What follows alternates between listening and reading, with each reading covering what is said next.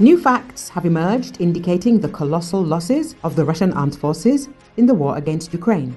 Prisoners from the Volgograd region who were recruited for the SVO in April 2024 were liquidated in less than a month.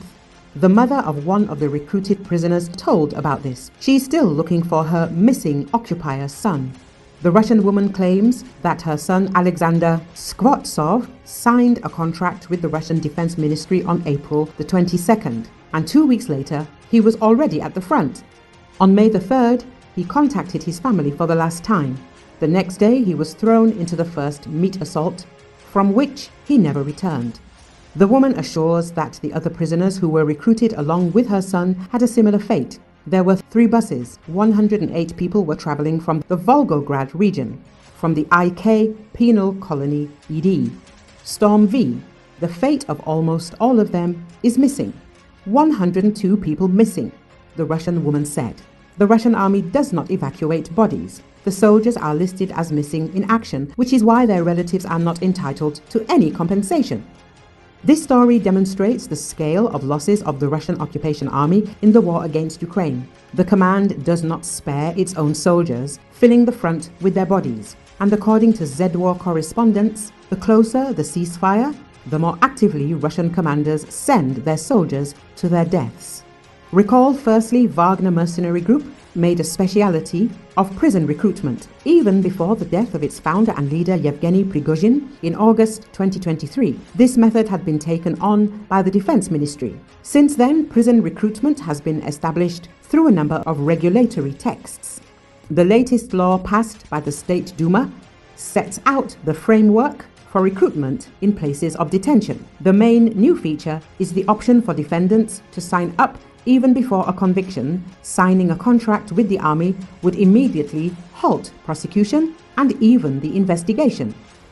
The law also sets in stone a practice observed for several months in the field. There is no longer any question of a presidential pardon obtained after 6 months' service, but of a conditional early release endorsed by a judge, which can only be translated into a definitive release at the end of the war. On this point, the detainees are now on an equal footing with civilians called up in September 2022, to whom no prospect of return has been offered.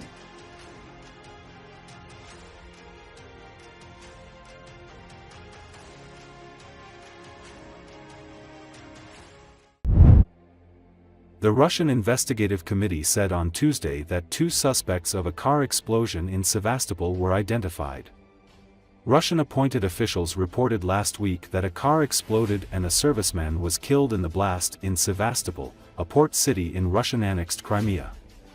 They are a 38-year-old female resident of Sevastopol and a 47-year-old resident of Yalta.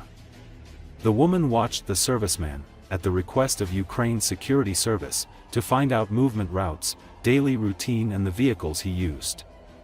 Her accomplice made an improvised explosive device, installed it under the car and activated it, Svetlana Petrenko, the spokesperson of the Russian Investigative Committee, said.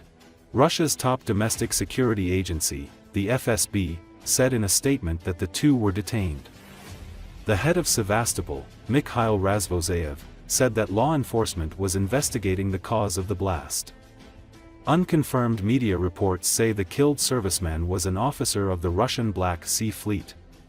Crimea, which Russia annexed from Ukraine in 2014 in a move that most of the world rejected as unlawful, long has been declared a fair target for Ukraine by its Western allies.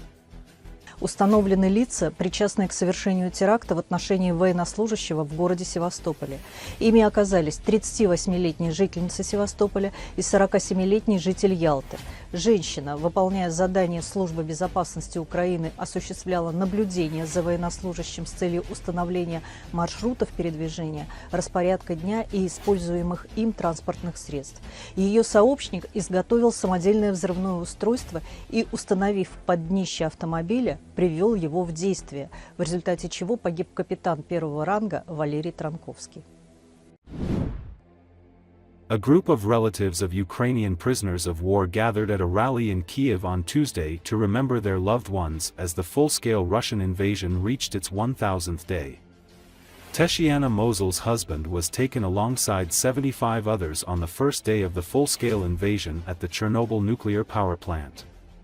"You can say that our lives have stopped," Mosel said as she gathered with others at the rally. "Without our close ones it simply stopped." At the Maidan memorial dotted with flowers and flags, Helena Sayenko, a 66-year-old internally displaced resident of Donetsk region, stood in reverence. "I never expected Putin to do such a terrible thing to his brotherly Ukraine," she lamented. Post-worker Valentin, meanwhile, surveyed a flag memorial commemorating soldiers who died defending Ukraine in Kiev's central Independence Square. Before Russia's invasion, this was an ordinary green lawn in the heart of Ukraine's capital. Tourists would visit to take photos, and locals would stroll there on weekends.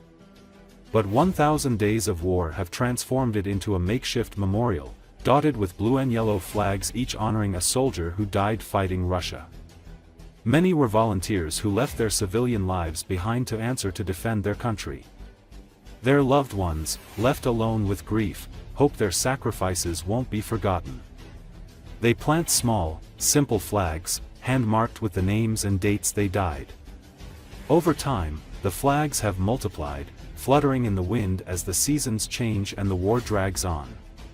"For a longer perspective, I don't make any plans," he added. "We are still waiting for our victory, otherwise it will be a catastrophe." As the war continued, the place has transformed. The grass has faded away, replaced by well-worn paths resembling those in a cemetery, winding through thousands of flags. Among them, many portraits have appeared brought by relatives showing confident, smiling faces in military uniforms.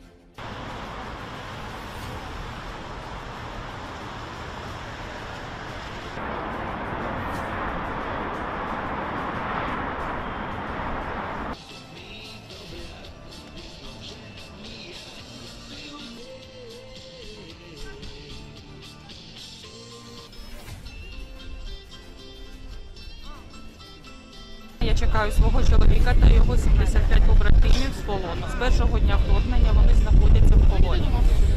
Взяли в полон їх на Чорнобильській атомній електростанції. Можна сказати, що життя зупинилося.